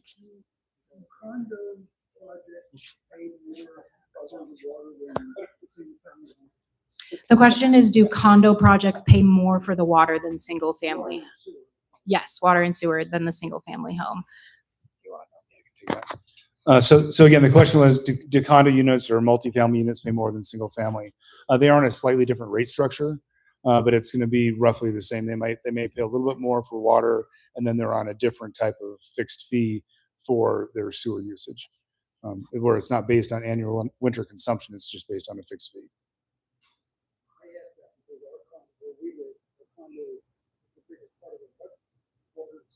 Yeah, so you'll likely benefit from the revisions we're doing to the sewer rates. So it'll be a fixed fee based on number of units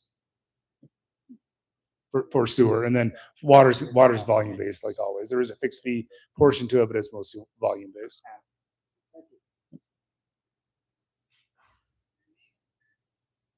Okay. I thought we'd be talking for a lot. Hannah Slade. Okay. And you can leave that up there in case people see my own stuff. Okay. So I have to brag on Miss Hannah for just a moment. Not only was that an amazing first presentation, go Hannah, but you guys may not know this, but not every community gets the benefit of Hannah. And we have other mayor's liaisons who are fabulous and do a great job, but I can tell you that ours is so good that she was responsible for creating this informative deck for all the communities. Which is why I think Hannah should be at the top of the list for whatever the affordable unit is from the city in the Gardner property. So we'll put that out there. Okay, to the universe. All right, so a couple of pieces related to the budget, and then I'll give kind of the normal city update of where we are, which, whew, team, it's been a lot. So if you were wondering, like, there must be more information, there is. So we were handed this as council as the mayor was basically giving her presentation last night. I will tell you that the administration has gone through Herculean efforts to get us where we are today. And so normally you can imagine that usually the conversations over the past few years with the city have been, okay, we want to give a cost of living increase. Okay, we want to see what services are popular. Okay, we want to expand in certain areas where we're hearing from residents that there's additional need. This was the opposite of that conversation in terms of saying, like, we really need to be thoughtful about where we're using taxpayer dollars, because as you can imagine, the gas that it costs for you to fill up your car that is now through the roof, multiply that by all the city vehicles across the city. And those are increased costs that we're assuming just to keep the same services going. And so it has very much been a balancing act. There's one other piece that I want to call out. We are currently in a negotiation with one of our collective bargaining units, AFSCME, and we have not reached an outcome of that collective bargaining to date. Traditionally, we try and get there by the time of the budget so that it's one comprehensive proposal. We're not there yet as a city, and so we're still hopeful for those outcomes, to be positive and shared. But that is one outstanding piece that we're still working on collectively.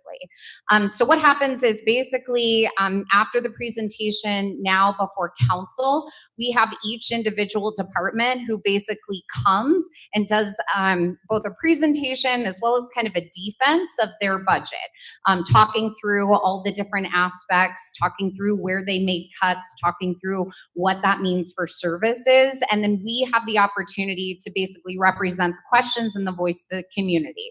So aside from giving feedback here, your other mechanism of feedback is this one. And so you have an opportunity to be able to say, these are questions that we'd like answers to. Here's thoughts or feedback. I will tell you the biggest number one thing is that if we're asking for something more, we have to have a conversation about where that comes from. So going and saying we would love to have, improvements to, our roads related to, both safety and street calming, we would then have to have a conversation of, is that coming out of another program area? Or is that something where we believe so strongly in it that we would be prepared to consider a higher tax increase than what has been proposed within this space? So just keep that balancing act in mind. I know it's challenging. It's one of the hardest things that we do is trying to figure out where that line is.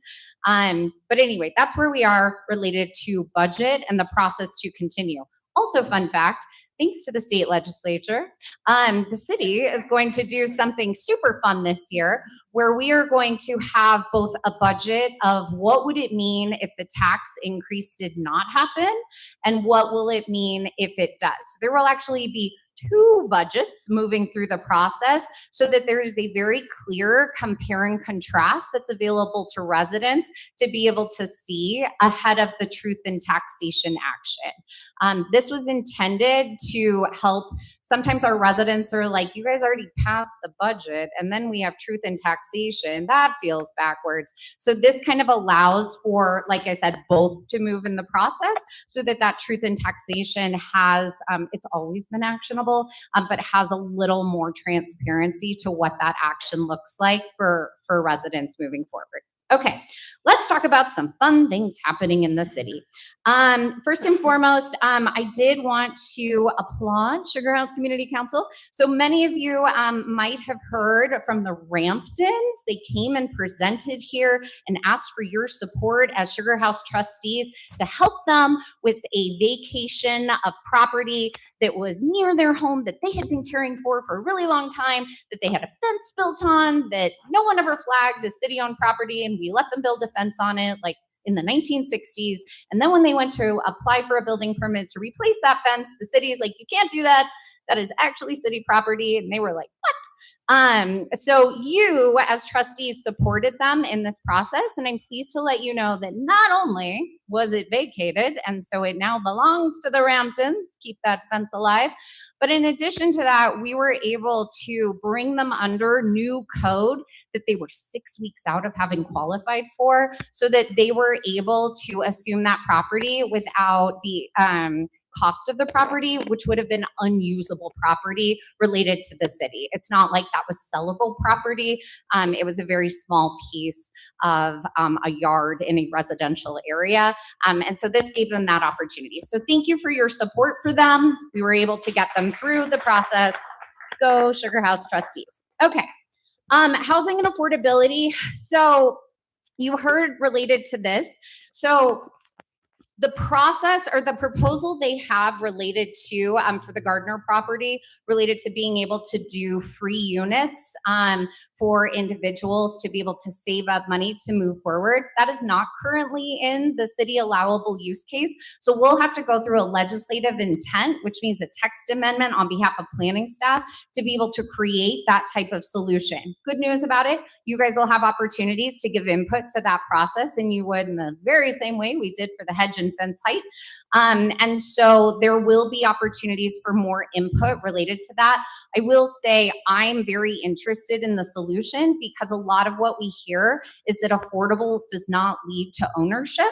And so just because your rent goes down a little bit and makes it so that you can make ends meet is not giving folks the opportunity to save for a down payment.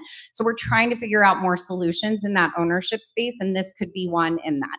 The other one I wanted to note is in terms of working with them, we did work with them to save the drive-through. And Judy Short was the champion of that. Thank you, Judy.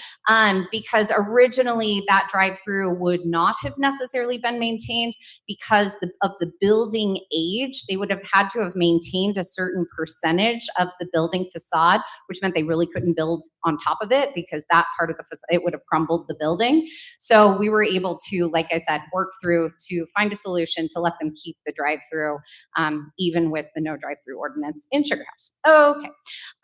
In addition to that, we did release our housing development funding strategy moving forward related to deeply affordable. As many of you know, the city's been focused on family housing with amenities for children. That is still in the priority list. That means when we put out notices for funding to be able to encourage and provide financing, a cost-effective way to projects, you get more points and are more likely to qualify for that funding if you're including these priorities. So our focus continues to be families, trying to shift away from that studio one-bedroom model to really seeing larger units that would accommodate not just families, but also, you know, multiple individuals who oftentimes share households to cut down on expenses. We are focused on wealth building opportunities. So creating projects where folks can get an equity stake within the residence they're living in. So even though they're renting, they're building equity over time. And if you live there for a certain amount of time, you're able to take that equity and translate it into then a purchase in the future. We have one big property that is being developed on, and it's an incentive for the future.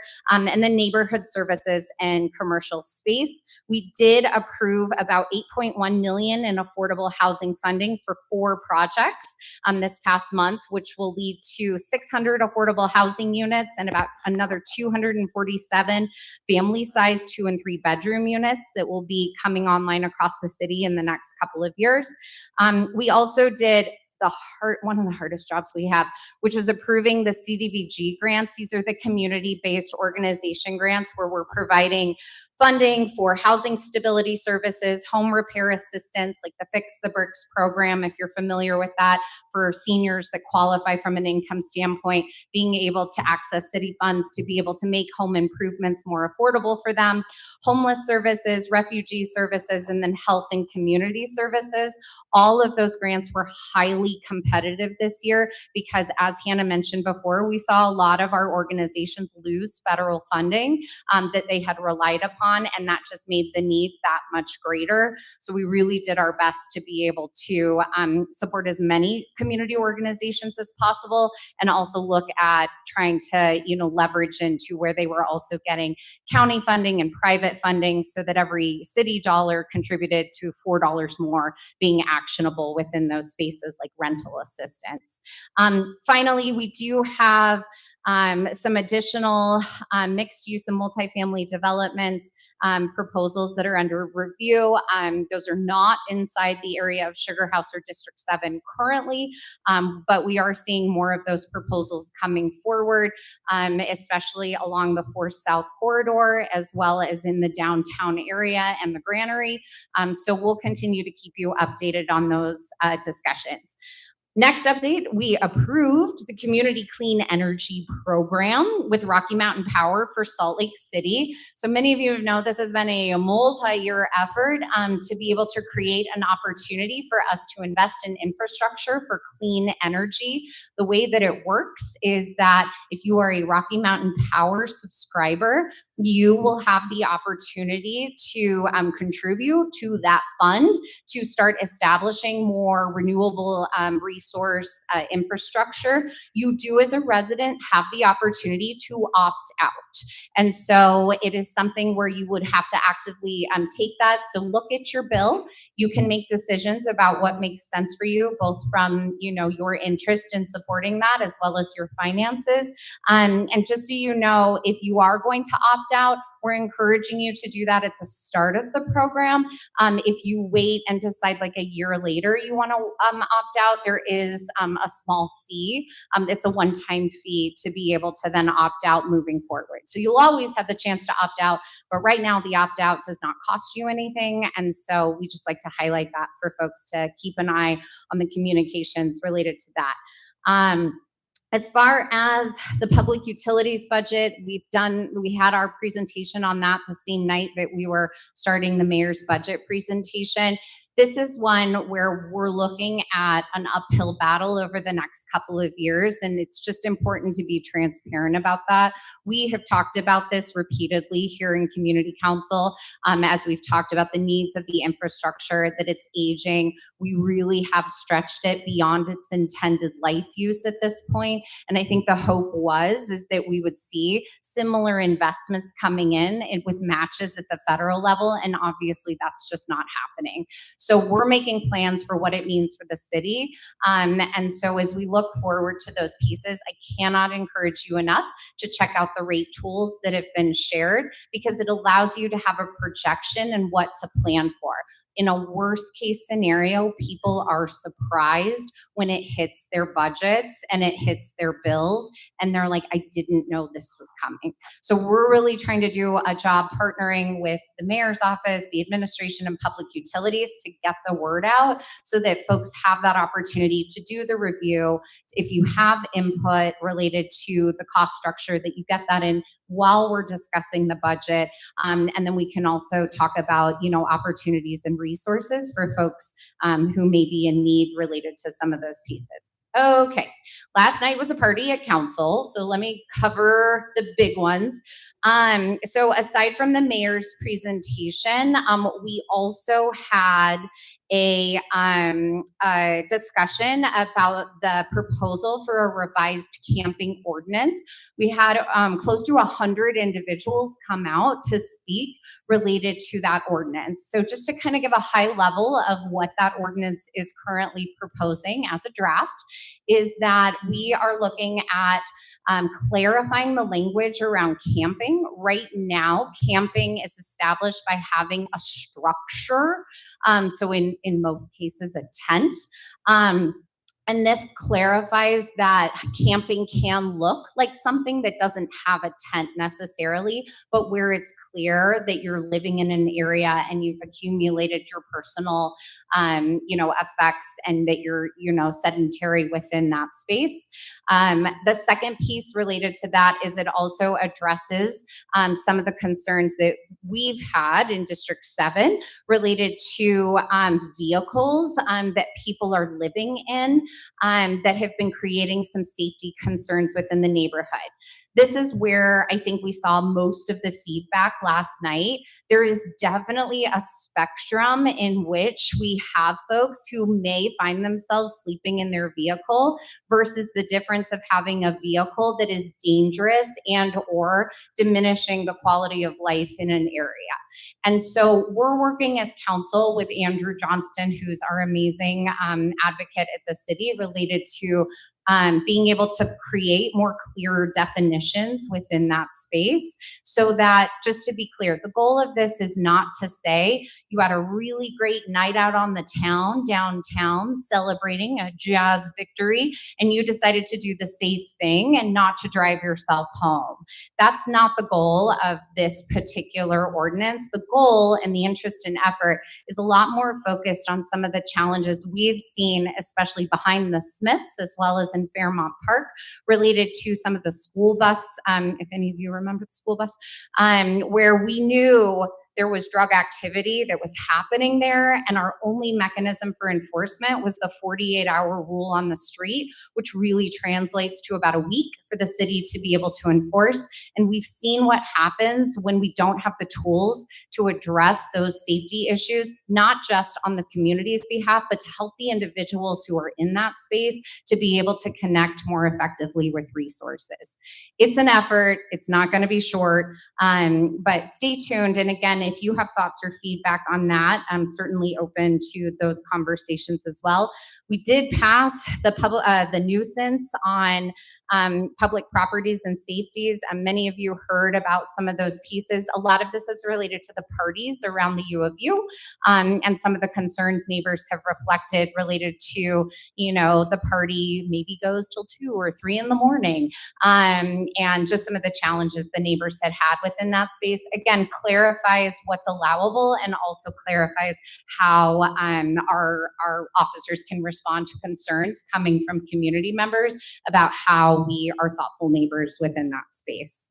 As far as budget, we already did that one.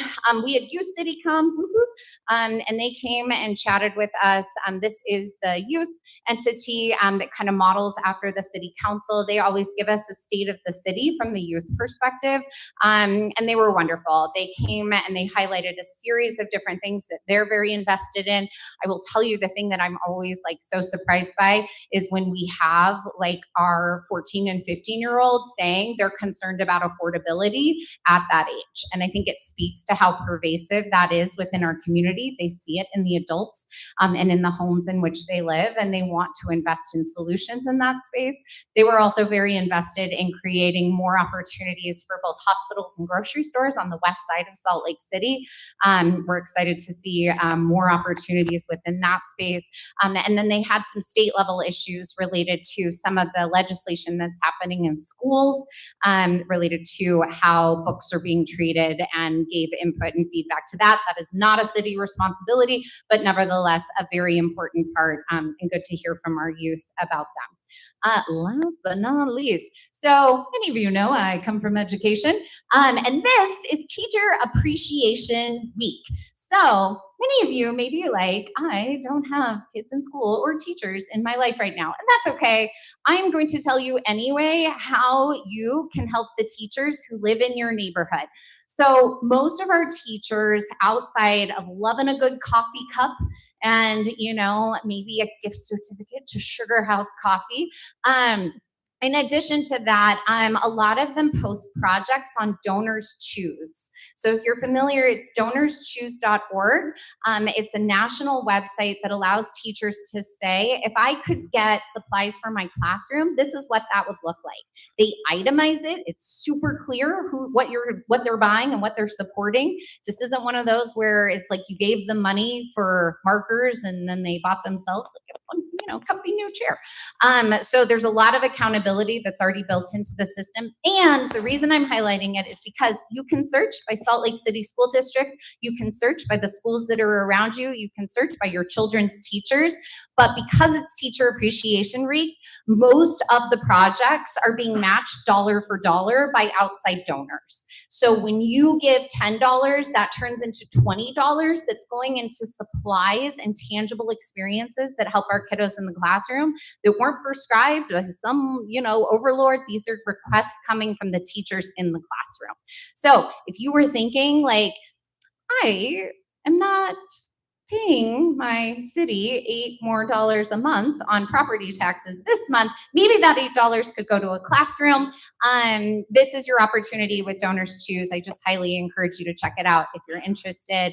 And I will stick around for questions after, because that was very lengthy, but thank you for sticking with us. Go Salt Lake City. That was a lot. All right. 2 things real quick. Friday, May 8th, 6 to 9, Art Walk, Lori Bray. Fellowship guys have the, what are we calling it? Farmers Market at their place down by the IHC clinic, Saturday mornings, 9 to 2. Okay, thank you. Meeting adjourned.